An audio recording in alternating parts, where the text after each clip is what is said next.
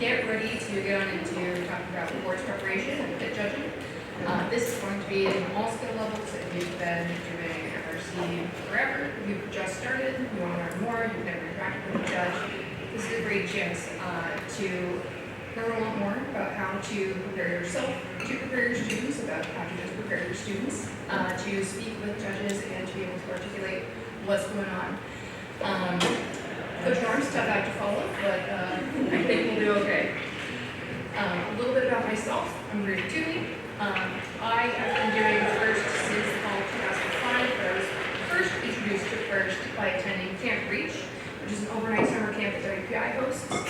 And I first met Team 190 in 2000. I got to drive their robot at that camp, and then 6 years later, Ken Stafford came to my high school and was like, hey, do you guys want my first robotics team? And there we go. That's the history. So 1735 at Burco High School in Worcester is my rookie team. We competed at Savage Soccer in that fall of 2005, rather. And I went on to mentor with teams 190, 319, 1024 where I live in Indiana. And since we moved back to Massachusetts, I now mentor with 2713. For work, I've spent the last 20 years or so working in primarily customer-facing communication roles, most often in customer service, customer success roles. I joked in my bio, my job is to talk to the customers so the engineers don't have to. Currently, I work for a company called Sphero Incorporated, which makes some really cool little robots. This one is going to start shipping at the end of August, which is neat. And I'm the technical member of the customer success team, so a lot of what I end up overseeing is hardware troubleshooting for customers, software deployment, connection issues, and interfacing with our engineers to make sure that our support documents are up to date and reasonable for our customers to work with. I've been in FIRST as a member and a mentor for a long time.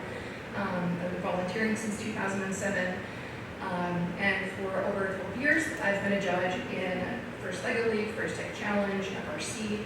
I've judged in 7 different states, regionals, districts, all across the country.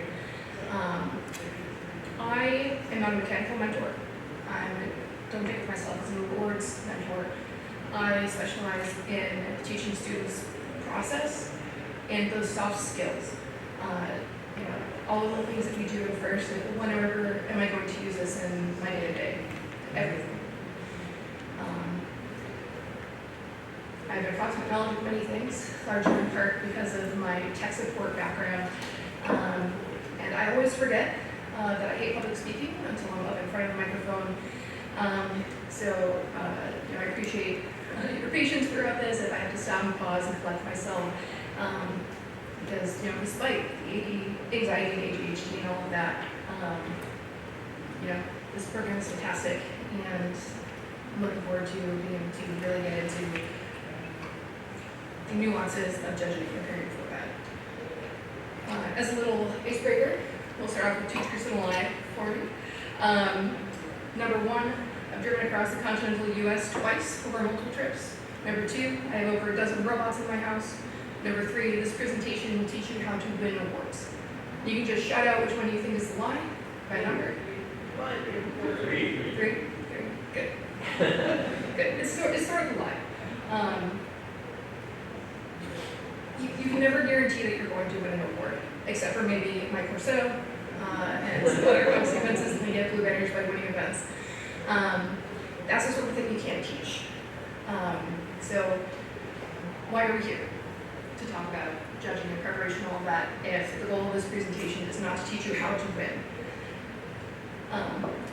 Point number 1, we want to confirm best practices for helping you help your students define your story for that season and learn how to apply what the awards are looking for to the work that you have done, as opposed to what you are doing, forcing what you are doing to fit the awards you think you want to win. I see a lot of faces that look around my age when standardized testing started to come out, and you get there was an epidemic of teaching to the test, We want to avoid building robots to the awards, just as a lot of educators want to avoid teaching to the test. The other tools that we're going to discuss towards the end of this are giving you tools to help your students reframe pit judging interviews into a situation where they feel comfortable and in control. And before we get into all of that, one of the biggest things that a lot of teams run into and struggle with that leads to a bit of despair and anxiety is comparing themselves to other teams. And comparison is an ego trip. All you can do is the best that you are going to do within the bandwidth that you have, within the skills that you have on hand. Comparing yourself to other teams, nobody else in this room is ever going to be 1678. Nobody else in this room is going to be 6328. Nobody else in this room is going to be 321. There's only one 321. There's only one 1678. There's only one 6328. As Nora was saying in the other room, every team is different. Your experiences are going to be your experiences. And if you yearn for that data, it's like, well, how do we compare? There are different ways that you can make that approach as you work with your students sometimes. If you feel like you have to make comparisons, like, well, how did you do compared to X? And I strongly encourage you to look at week over week. Team 4909 in New England built a new robot every single week of build season. They treated that as a design sprint every single week. How did we do this week compared to last week? You can do month over month, which in some cases ends up being equivalent to event over event. How did we do this time compared to last time? Season over season, how did we do in 2024 versus 2023? Off season or regular season. Most of us are in New England where the off seasons are dense and continuous, so that becomes a very easy thing to do. How did these 8 off season events compare to our 3 regular season events? And then of course, year over year, which I think I already touched on. But really, you don't want to do your team versus other teams. Unless you're looking for inspiration, well, this team did that really well. I like that, I want to implement that. What do we need to do on our side to be able to grow into this new skill? And don't know this just robot performance. There may be cases where a team is going to have judges in their pit for 8 minutes. There may be cases where a team is going to have the first round of judges in their pit for 15, 17, 20 minutes. Every team's experience is going to be different. And hopefully, by the end of this presentation, we'll give you those skills that your students are able to stretch that out into a longer, more engaging judge session. On average, you should expect 10 to 15 minutes. Sometimes if there are no more questions that the judges can ask, you're going to end up with judges leaving a little bit early. At the end of the day, awards are just a piece of hardware. It doesn't matter. Unless, of course, you're in a district, in which case most awards that we're going to be talking about today are worth 5 points, and EI, which is a pit judge award, is 8 points. Mike, you'll want to keep this in mind for 2 years out, I believe is the time for the district. Yeah. So, again, at the end of the day, award is just a piece of hardware. How many of you have competed in regionals ever? Cool, perfect. So you remember getting an award at a regional is just getting an award. It's a great thing to show off to your sponsors. It's great for attention. It's really good for the school. Like, hey, you can go with us in the award cabinet. Outside of that, they're not super duper important. The real treasure is the lessons you learned building your students while they think this is all about building a robot. And we tell them it's not about building a robot. There's always going to be successes that you can learn about. And really, this is going to be a way of measuring how well your students can articulate the skills they have learned, the things that they have discovered, and why they develop those skills, and why those things are important. This picture is very pixelated because it is a scan of a printed picture from one of those disposable digital cameras that you could mail in and they would send you back a CD. I'm in the far left side of back row. This is my rookie year. That is my favorite robot ever. One of the most important things I learned from that year is that flywheel shooters should not be held in place with wood putty. That robot still works to this day, structural wood putty and all. We also learned how fast we can drill 2,300 speed holes in green lattice. And we learned the feeling, the thrill of getting through most of your matches at a regional and finally getting to see a robot shoot a ball in 2006 in AMI. And there's so much that I learned from this experience that I've carried with me through everything. It's like I compare every single season to this robot. Did I learn as much this season as I did that season? Which is a high bar, but you look for things to learn. So what we're going to get into now is looking at best practices. We're going to cover a little bit about the what, the how, and the why. Just principles for approaching talking about these awards and how to, not so much how to approach these awards, but how to approach the work and the skills that you're learning and doing and how to articulate upon that.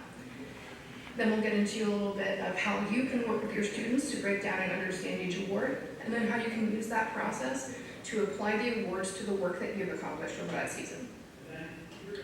So first what we'll get into is the what, the how, and the why. You may be more familiar with the phrase who, what, when, where, how high. When, where, wow, high, there we go. The who is your team, the when is now, or whenever you're doing that. So we've already got those nailed down.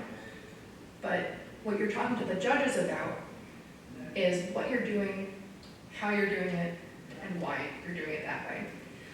And I'll probably go back and forth between this a little bit. What you're doing is probably 60 to 70% of the conversation that you'll be having with the judges. Like, oh, what did you do for this robot? What did you do for outreach? What did you do for branding? Hopefully, they don't just know what you're doing, they know how you're doing it. We have screen printers in-house, we print all of our own t-shirts, and we turned that into a business, selling t-shirts to other clubs at the school. We are building our robot in this particular way. We're doing swerve drive. We bought these, right? That's how you're doing it. But the why you're doing it is going to be that last nugget that's going to get you to 100% of the way that you can explain to judges what's going on, regardless of what you're discussing. Because you have a complete understanding, you have given your students a complete understanding of what you're doing. I'll pick on Kanban. A lot of teams utilize that or some sort of project tracking. What are you using? In this particular case, it would be Kanban. How are you doing it? We've got Post-it notes on a whiteboard in our shop. Why are you using Kanban? I don't know, the mentors told us. Terrible answer. Why are you doing it that way? Because it's an industry standard for keeping track of your projects, keeping on time, and being able to visually see how and when you need to prioritize things. You can use this approach to, that example of printing your own t-shirts. You're printing your own t-shirts in your own school with your own heat transfer equipment that you bought. And you're doing it that way because it was more cost effective to put the investment into the equipment to make your own shirts than it was to buy those shirts year over year. And you're able to turn that into a profit generating venture for your team to ensure your sustainability over the years. It also helps you, reach out and impact these other groups at your school, at your organization. Why did your team choose to buy a swerve drive kit versus build and design your own? The why for that, we did a cost benefit analysis, and it was more effective for us to make this initial investment, build up our experience within the software side of things before making that venture into designing our own. Being able to make those final connections are going to give you an advantage in being able to relate to those judges, and being able to explain not just what you're doing and how you're doing it, but why you're doing it. And a big part of the way that you as mentors can do that is explain to your students as you're doing stuff, why are we doing it this way? So we'll get a little bit more into understanding each award. There are 12 pit judged awards rather. They're typically split into two categories: machine creativity and innovation, and team attributes. A lot of folks will generally do follow robot awards and culture awards.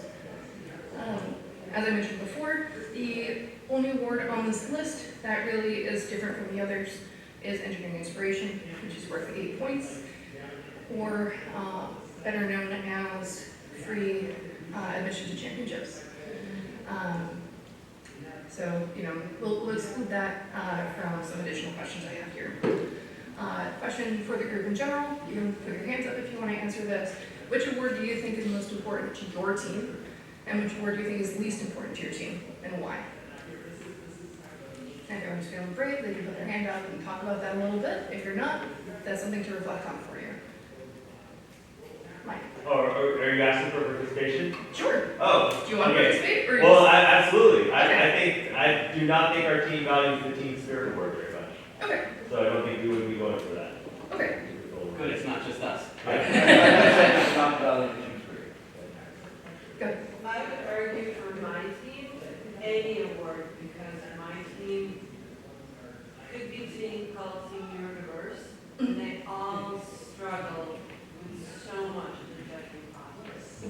So to successfully have the judges in their pit for more than 5 minutes is a win. So any award is beyond belief.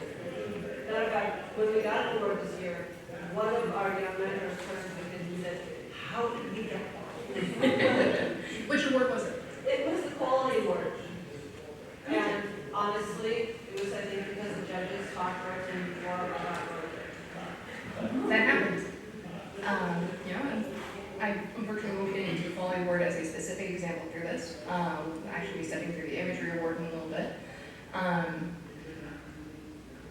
Quality award is not just does your robot break or not. Quality award is looking a lot at the process that you take in approaching manufacturability, repairability. How are you prepared to deal with failures? How do you keep track of everything? It really speaks a lot more to quality of the overall process of your team and not specifically just the robot. Which is a part of why being able to get into the nitty-gritty and understanding each of these awards is huge. Every single award posted on the first website has a definition and guidelines. And this is fine. It's all good. It's fine. It's fine. OCD on your first chart. So the definition is going to be that flowery prose that they're going to read out when they're presenting awards during the award ceremony at the end of the event. Guidelines are strict bullet points that are very specific and don't really carry a lot of context. And of course, the definition gives you the vibes of your guidelines, and the guidelines in conjunction with those vibes helps determine the key points that you need for that award. And it's a whole cyclical thing. But it all starts with that definition of those guidelines. So let's step through an example together. As I mentioned, we're going to do imagery award. Definition of the imagery award from the first website. This award celebrates attractiveness in engineering and outstanding visual aesthetic integration of machine and team appearance. The guidelines for that award, which is all those bullet points. Appearance of machine and team are integrated in an attractive theme. Visuals of the integrated team machine are exceptional. The team theme is supportive of the principles of first 4 values. And the team's theme is original, can be explained by a team spokesperson, and is fitting to the objectives, character, and or history of the team. It's a lot. It's a lot of jargon, it's very explicit, doesn't leave a lot of room for interpretation. But it doesn't seem to really tell you a lot more than the definition does if you look at each of them on their own. So the vibe of the award. What are the, give me like an absolute meme answer, because the next picture I'm going to show you is a meme. What are the vibes that you get when applying the description to the definition of that word? Does the robot's working colors? Good. All right. My bread. I think everyone in here remembers that 1-800 contacts commercial, like these special eyes, but they carry your brand, right? The whole vibe of this award is my brand. What is my brand? Your brand can be that you're unbranded. There's literally a brand out there that is unbranded, and they sell products that come in white packages, and very much in the way that 177 has the shirt, and the hat, and the sweatshirt, and the spirit flag, right? That's a brand. That is the vibe of this award. What is the brand of your team, right? It doesn't necessarily have to be, we're cobalt blue and we have white and we have gears. There are teams that will change their shirts every single year to go with the theme of the game, but they still maintain a brand throughout. So let's go ahead. The vibes of this award are my brand. Let's go ahead and apply that to determine key points. And this is held over from when I went through these exercises with my students this year. So some of the notes are a bit meaty. I apologize for that. We'll get to see the students' key points that they identified. So these are key points of the award themselves. And the next slide that we'll look at is how the students took those key points that we defined together and applied them to our work. So we talked about context. Obviously this is going to take place at the event. That's where it's happening. And what is this going to target? So, it's the overall aesthetic of your team. You look good, you're going to feel good. How does the brand connect us with our school and sponsors, which is pretty critical to the original text of the award. And why does this brand make sense? And it's going to look at the robot, the team uniform, general branding on any sort of documentation, website, social media, that sort of thing. So when my team goes through this particular exercise, we all sit down together while the robot is doing some pretty intensive drive practice towards the end of the season. We look at the robot, we watch it do its thing, point out things that maybe need to be adjusted, things that we need to look out for as we're going through some of our final things, and then we also popcorn through, do an intense breakdown of each of these awards. So 2013, we identified we want to talk about our new t-shirt policy that we came up with this year as part of our team's brand guidelines. A lot of our students in Show of Team Spirit put red bows in their hair. They'll get to the event, everybody's settling in, pick who's up back in their robot. They're going to sit down in the stands, braid each other's hair, and then put red bows in it. Director of Marketing is the person on our team who is in charge of making sure that anything brand related is going to be taken care of. So they're going to be working with our Director of Design on our team to make sure that we're taking into consideration we want certain parts of this robot to be red and black, to be able to tie our brand into this robot. Where can we do that? Make sure the brand works with the school brand. 2713 used to be the iRaters. And a couple years ago, rebranded to be Red Hawk Robotics, to be along lines with Red Hawk as the mascot of the high school. And also rebranded to the specific red and black, or red and white with black accent of the school colors. And again, you'll see here, we 3D printed specific team colors. So we have red filament and we have black filament. And depending on where two parts are going to be visually, they're going to be this color or this color. And that ended up being a tie-in to sustainability for the team because it allows us to order in bulk. We're able to say, okay, we know we need this color. We can get this sustainably here. We don't have to worry about, having lots and lots and lots of pieces together. We made a custom cart as a design project over the summer, and as part of that, we explored a lot of powder coating options and how does that work, and how do we incorporate our brand into that cart. So not only do people look at it and go, wow, that's cool, I want to know how to make that, they also know, wow, that's cool, that's the Red Hawk. Something that you'll see in a lot of your day-to-day in the workforce your brand is considered in every part of your job. It's, part of every supply. I hold this up, you can see there's a lot of little blue in this robot. Sphero's brand colors are blue and white. It's a conscious decision to incorporate those colors, into these educational robots. Pick on Mike again. Works for an agricultural robotics company. How much do you think about branding in your day-to-day with those?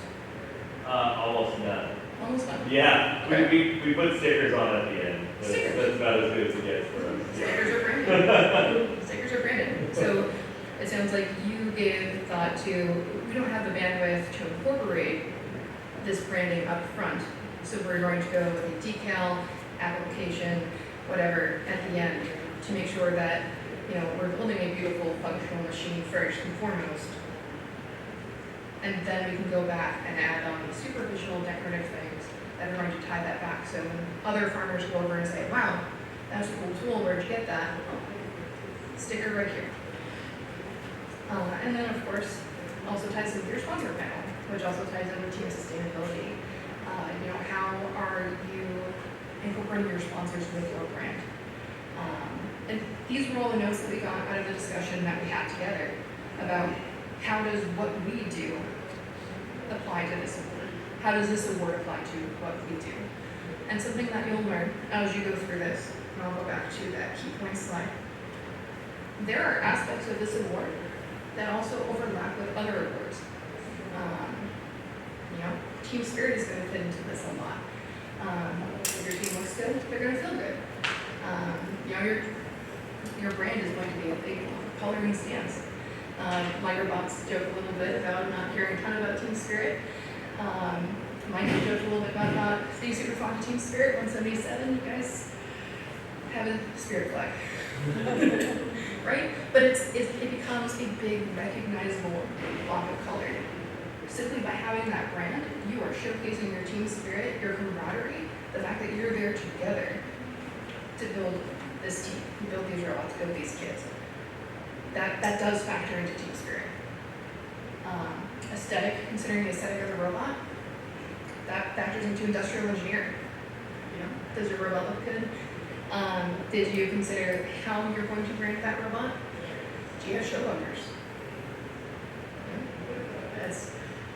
And of course, connecting brand with school and sponsors, that also leads towards sustainability. If you can speak to this, that also gives you an into speaking with the judges about how your branding efforts help keep your team sustainable. And going through this whole exercise, and I have a spreadsheet a slide that I can share with you if you'd like to step through this exercise with your own students. If you want to see more, I can share that with you after this. I forgot to add a link into this presentation. But stepping through all of this and going into the key points of every single award, there's significant overlap between all of these. And it's really a matter of understanding how these awards apply to what you're doing, and then being able to articulate what you're doing, how you're doing it, and why you're doing it that way to those judges when they come around to talk to you. Speaking of judges coming around to talk to you, let's talk a little bit about taking charge of that head judging interview.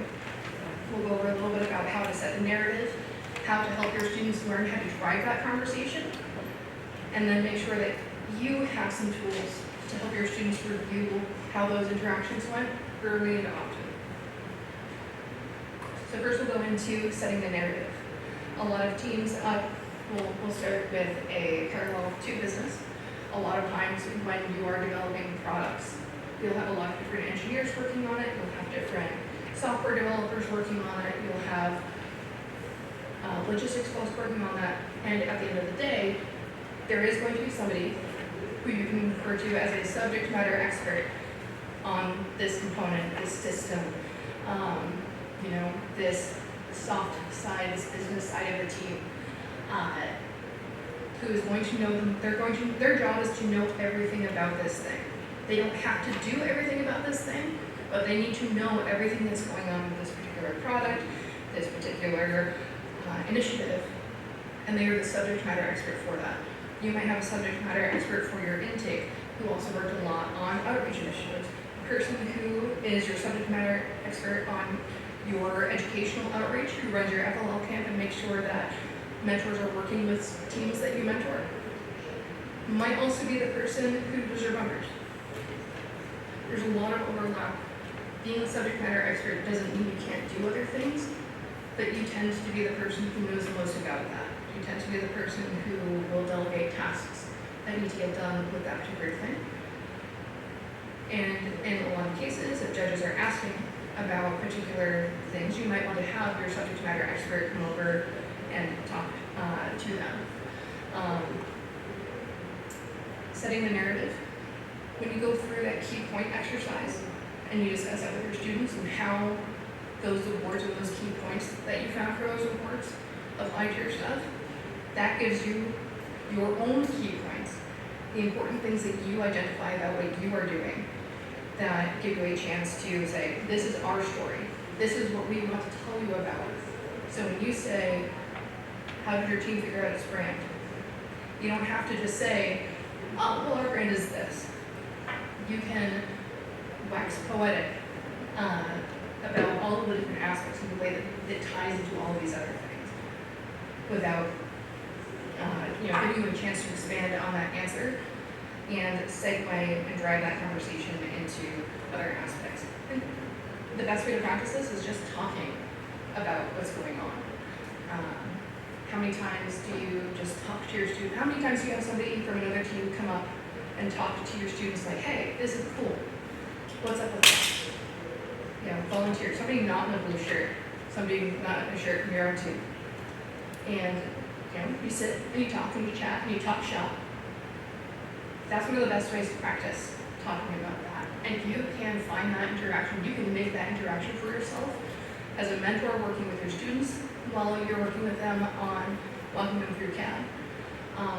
As you're waiting for your own able to finish routing that piece so you can replace it with the next piece that you need to route while you're running on 3D printers to finish printing so that you can get the next thing going. Talking with your teachers day to day, like, hey, teach, I know it's math class, but we did this really cool thing with PID loops, and I use this thing I learned in your class as part of the PID. You go talk to your sponsors. They want to know where their money's going. They want to know what you're learning.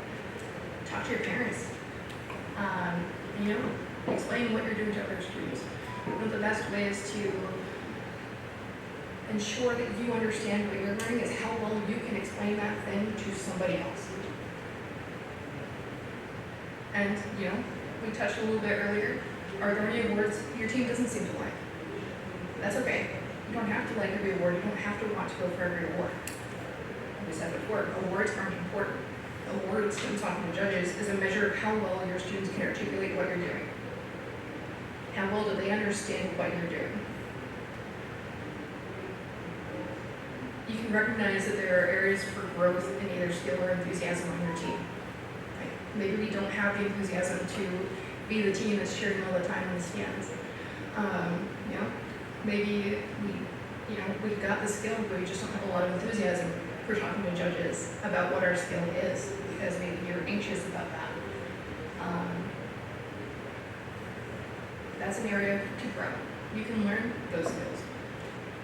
Learning to speak to people, learning to explain things is a skill. It's also okay to recognize that you don't have the bandwidth to prescribe your work.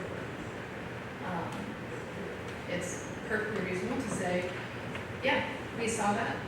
We understand that we have a lot of initiatives that overlap with this, but our team determined that we do not have the bandwidth to support applying for chairmans. 2713 is an EI winner at the district level, or not the district level, the district level. We're asked, why didn't you submit for chairmans? And the answer is that the students didn't have the bandwidth to do that, along with everything else that they're trying to do as a team. That shows that your students understand their limits.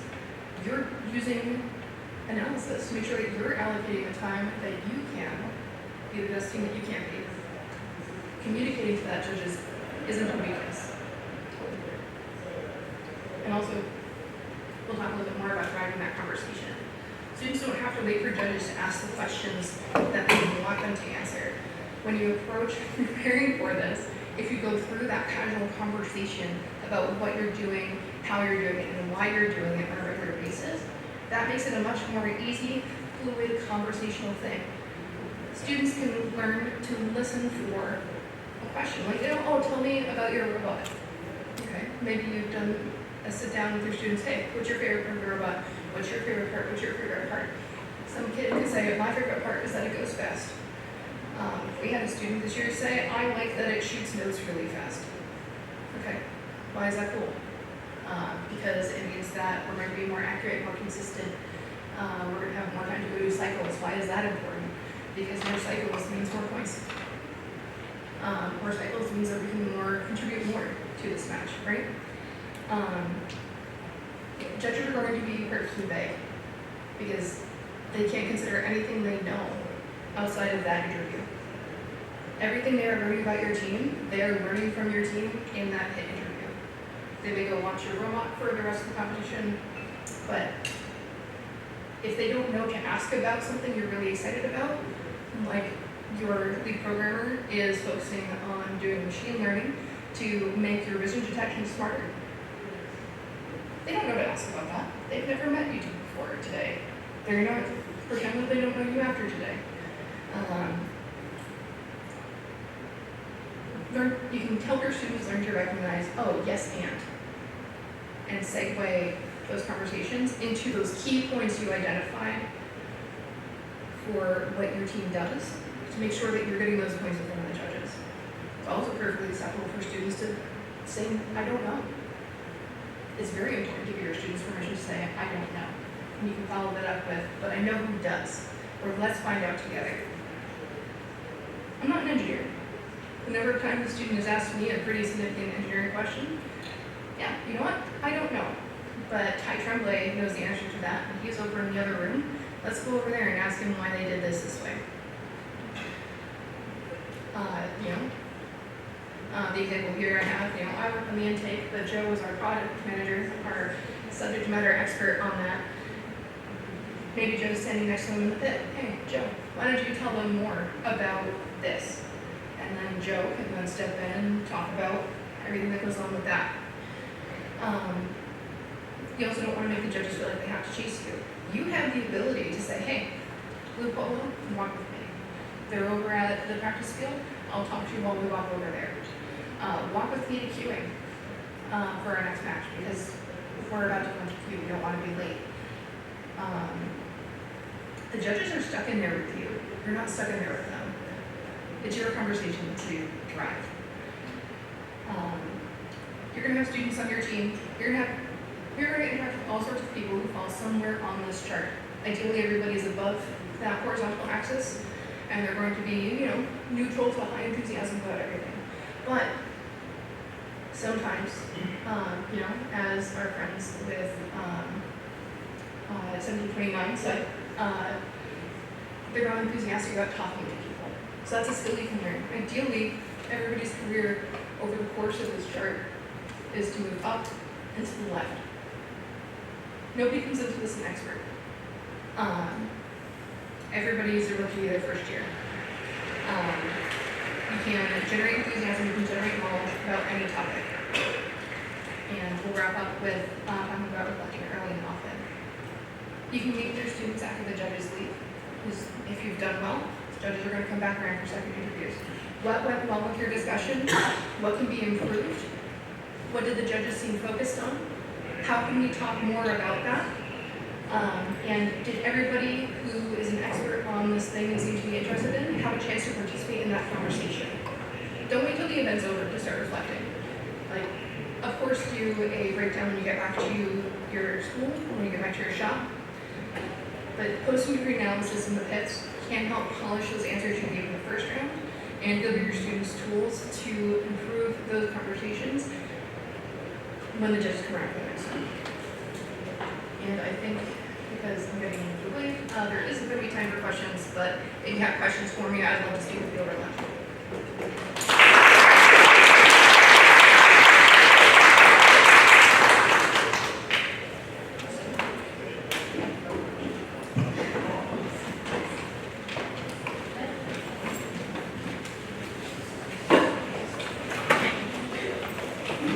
Thank you.